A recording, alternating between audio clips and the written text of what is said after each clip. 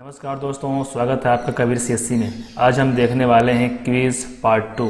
Quiz part 1 पर एक video YouTube पर पोस्ट कर दिया गया है, आप वहां से देख सकते हैं। मैं उसका लिंक डिस्क्रिप्शन में डाल दूंगा, आप वहां से देख सकते हैं। अदरवाइज़ ऊपर एक आई बटन दिखाई दे रहा होगा, आप वहां से क्लिक करके भी देख सकते हैं।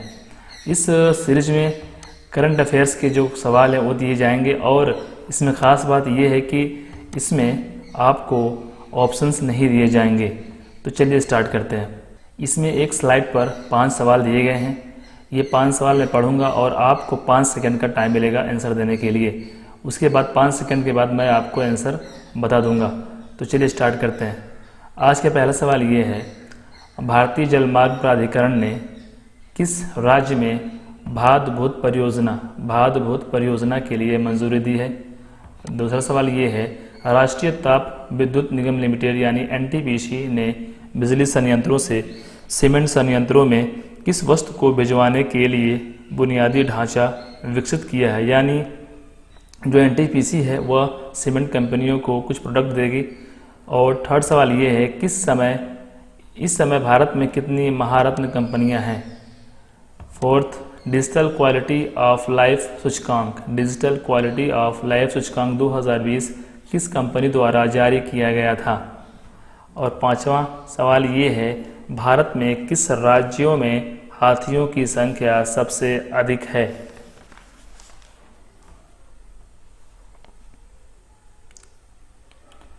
आइए देखते हैं इसका आंसर। तो पहले सवाल का आंसर ये है कि भारतीय जलमार्ग प्राधिकरण ने किस राज्य में भादभूत परियोजना के लिए मंजूरी दी है। तो यह भादभूत परियोजना बनाया जा रहा है गुजरात राज्य में नर्मदा नदी पर ये भादभूत परियोजना बनाया जा रहा है। दूसरा सवाल का आंसर ये है कि राष्ट्रीय ताप विद्युत निगम लिमिटेड यानी एनटीपीसी ने बिजली संयंत्रों से सीमेंट संयंत्रों में किस वस्तु को भिजवाने के लिए बुनियादी ढांचा विकसित किया है। तो वह वस्तु है, उसका नाम है फ्लाई ऐश,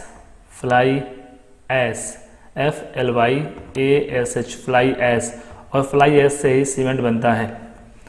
थर्ड सवाल का आंसर ये है कि ये पूछा है कि भारत में इस समय कितनी महारत्न कंपनियां हैं। तो अभी फ़िलहाल 10 महारत्न कंपनियां हैं, गेल, भेल, एनटीपीसी आदि ऐसे 10 महारत्न कंपनियां हैं। फोर्थ का आंसर ये है, ये पूछा है कि डिजिटल क्वालिटी ऑफ लाइफ सूचकांक 2020 किस कंपनी द्वारा जारी किया गया था। यह सूचकांक किस कंपनी द्वारा जारी किया गया था। तो इस कंपनी का नाम है सार्क कंपनी। फिफ्थ का आंसर ये है, इसमें ये पूछा गया है कि भारत में किस राज्य में हाथियों की संख्या सबसे अधिक है। ये पूछा है कि भारत किस राज्य में सबसे ज़्यादा हाथियों की संख्या है। तो ये है कर्नाटका में। यह टोटल भारत का 1/4 यहाँ पर हाथी पाए जाते हैं।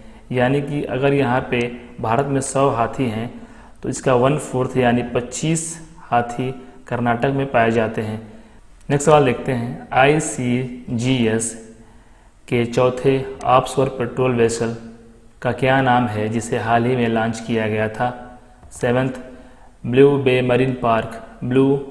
मरीन पार्क जिसे रामसर कन्वेंशन द्वारा अंतर्राष्ट्रीय महत्व के आर्द्र भूमि के रूप में नामित किया गया था, किस देश में स्थित है। यह ब्लू बे मरीन पार्क काफ़ी न्यूज़ में था, ये एग्जाम में पूछ सकता है। आठवां सवाल ये है कि संकोश नदी का उद्गम किस देश में होता है। नौवां सवाल ये है, आसियान में कुल कितने मेंबर देश हैं। 10वां, हाल ही में बोइंग 737 विमान केरल में किस स्थान पर दुर्घटनाग्रस्त हुआ था।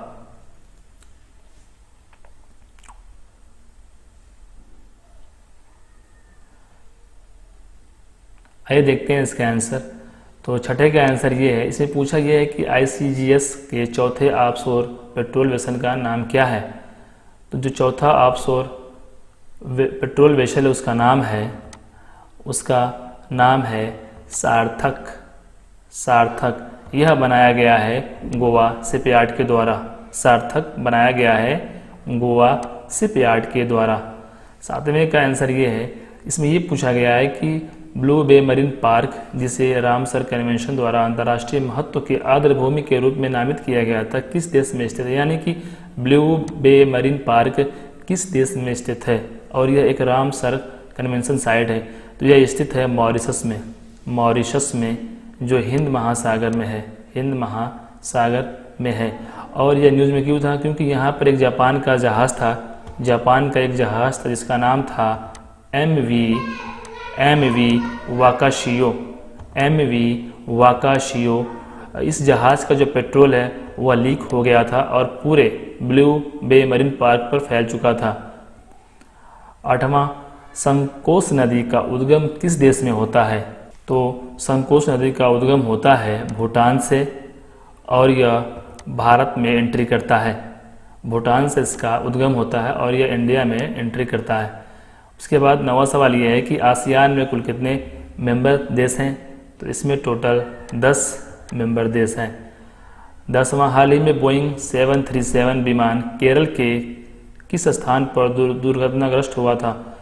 ये जो बोइंग 737 है ये काफ़ी न्यूज़ में था। यह केरल के कोझिकोड स्थान पर दुर्घटनाग्रस्त हुआ था, कोझिकोड। नेक्स्ट, अंतर्राष्ट्रीय नागरिक उड्डयन संगठन यानी ICAO का मुख्यालय कहाँ पे है? आर्यभट्ट दक्षिण विज्ञान शोध संस्थान किस भारतीय शहर में स्थित है?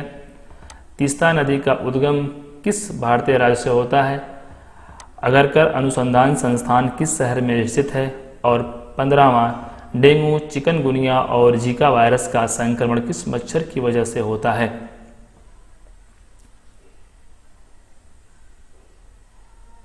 इसका आंसर ये है कि ये पूछा है कि ICAO यानी अंतर्राष्ट्रीय नागरिक उड्डयन संगठन का मुख्यालय कहाँ स्थित है? तो यह स्थित है कनाडा के मॉन्ट्रियल में, कनाडा के मॉन्ट्रियल शहर में इसका मुख्यालय स्थित है। आर्यभट्ट परीक्षण विज्ञान शोध संस्थान किस भारतीय शहर में स्थित है? तो यह स्थित है नैनीताल जो पड़ता है उत्तराखंड में। तीस्ता नदी का उद्गम किस भारतीय राज्य से होता है? तो तीस्ता नदी का उद्गम होता है भारत के सिक्किम राज्य से, सिक्किम राज्य के साउथ से यानी दक्षिण से इसका उद्गम होता है। अगरकर अनुसंधान संस्थान किस शहर में स्थित है? तो अगरकर अनुसंधान ये काफ़ी न्यूज़ में था, यह स्थित है पुणे में। चिकनगुनिया, डेंगू और जीका वायरस का संक्रमण किस मच्छर की वजह से होता है? तो यह होता है एडीज एजिप्टी मच्छर के काटने की वजह से होता है डेंगू, चिकनगुनिया और जीका वायरस। नेक्स्ट, हाल ही में NHAI national highway authority of India ने देश भर में हरित राजमार्गों के निर्माण में किए कौन सा मोबाइल ऐप विकसित किया है? निर्माण के लिए कौन सा मोबाइल ऐप विकसित किया है? नेक्स्ट, केरल का थुम्बी महोत्सवम 2020 किस जानवर से संबंधित है? गुजरात के अलंग शिप ब्रेकिंग यार्ड में किस भारतीय नौसेना जहाज को तोड़ा जाएगा? उज्जीवन लघु वित्त बैंक का मुख्यालय कहाँ है? 20वां, असम सरकार ने किस शहर में ब्रह्मपुत्र नदी पर देश का सबसे लंबा रिवर रोपवे का उद्घाटन किया है?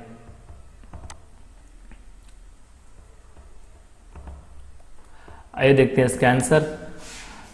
16वें का आंसर ये है, इसमें ये पूछा गया है कि हाल ही में national highway authority of India ने देश भर में हरित राजमार्गों के निर्माण के लिए कौन सा मोबाइल ऐप लॉन्च किया है? तो इस मोबाइल ऐप का नाम है हरित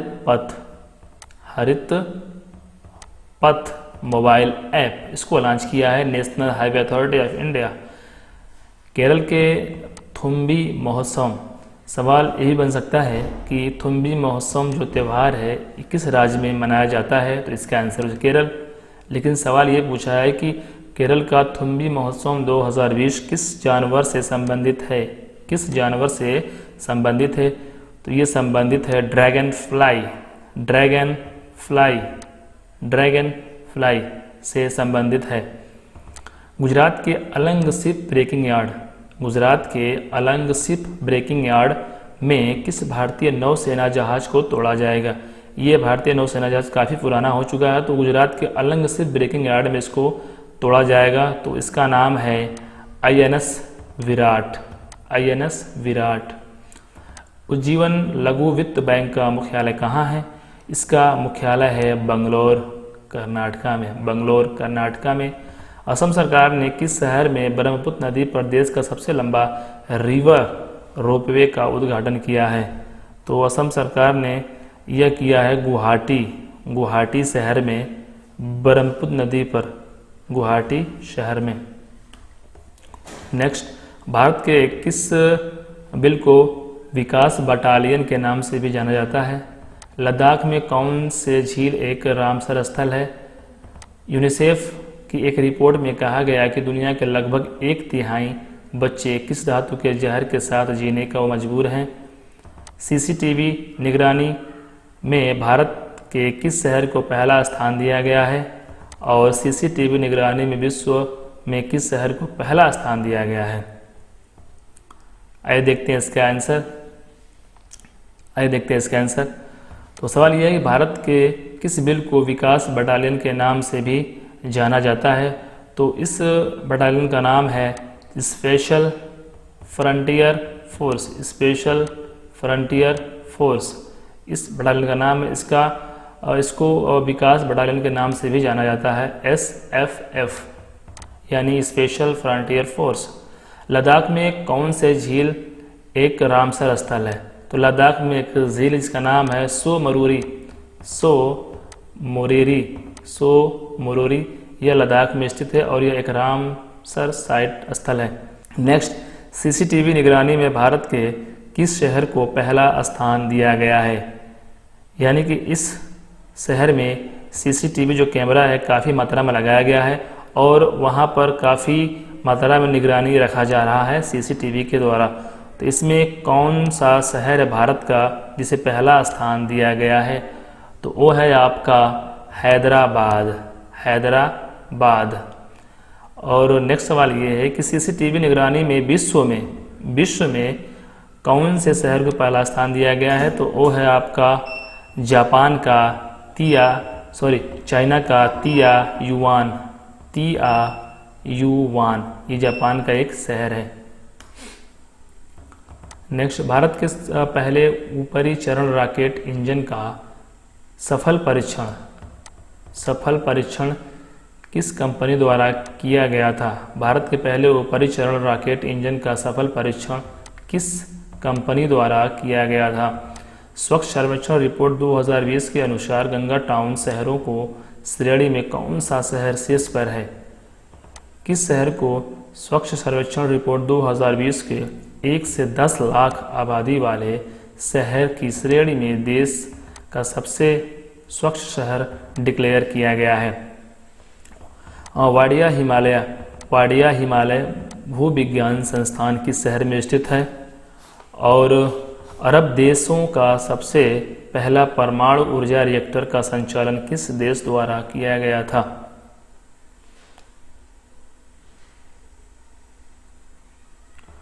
देखते हैं इसका आंसर। तो जो भारत के पहले ऊपरी चरण रॉकेट इंजन का सफल परीक्षण किया गया था उस कंपनी का नाम था स्काई रूट एरोस्पेस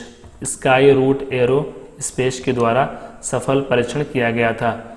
स्वच्छ सर्वेक्षण रिपोर्ट 2020 के अनुसार गंगा टाउन है शहरों में श्रेणी में कौन सा शहर शीर्ष पर रहा? तो गंगा टाउन शहरों में शीर्ष पर रहा वाराणसी शीर्ष पर रहा गंगा टाउन शहरों में। और किस शहर को स्वच्छ सर्वेक्षण रिपोर्ट 2020 के 1 से 10 लाख आबादी वाले जो शहर हैं इसमें कौन सा शहर स्वच्छ सर्वेक्षण रिपोर्ट में अच्छा स्थान या उत्तम दर्जे का स्थान प्राप्त किया है? तो वो है आपका अंबिकापुर। ये छत्तीसगढ़ का एक शहर है। अंबिकापुर छत्तीसगढ़ का एक शहर है।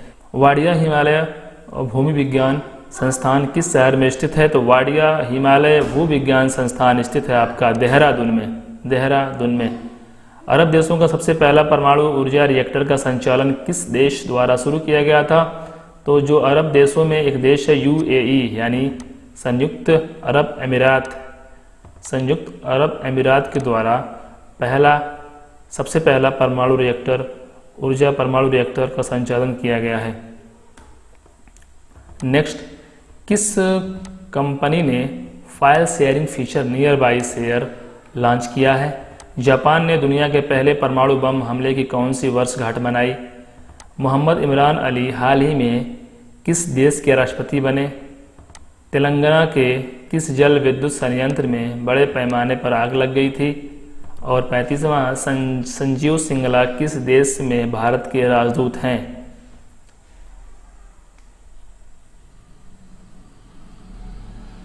तो आइए देखते हैं इसका आंसर। जो near by share file sharing feature, इसको लॉन्च किया गया गूगल कंपनी के द्वारा। जापान ने दुनिया के पहले परमाणु बम हमले की वर्षगांठ मनाई है, उसका 75वीं वर्षगांठ मनाई है। जापान ने 75वीं वर्षगांठ मनाई गई है जापान के द्वारा। और मोहम्मद अली इमरान बने हैं गुयाना देश के राष्ट्रपति, गुयाना देश के राष्ट्रपति। और तेलंगाना, ये पूछा है कि तेलंगाना के किस जल विद्युत संयंत्र में बड़े पैमाने पर आग लग गई थी? तो तेलंगाना में एक विद्युत संयंत्र है जिसका नाम है श्री सलाम जल विद्युत संयंत्र। श्री सलाम जल विद्युत संयंत्र में बड़े पैमाने पर आग लग गई थी, जो तेलंगाना में स्थित है। और आज के आखिरी सवाल यह है कि संजीव सिंगला किस देश में भारत के राजदूत हैं? तो संजीव सिंगला जो हैं वह इजराइल में भारत के राजदूत हैं। इजराइल में भारत के राजदूत हैं। तो आज के लिए बस इतना ही। अगर वीडियो अच्छा लगा तो लाइक कर लीजिए। अगर चैनल पर पहली बार आए हैं तो सब्सक्राइब कर लीजिए। ये सीरीज ऐसे ही चलती रहेगी। धन्यवाद।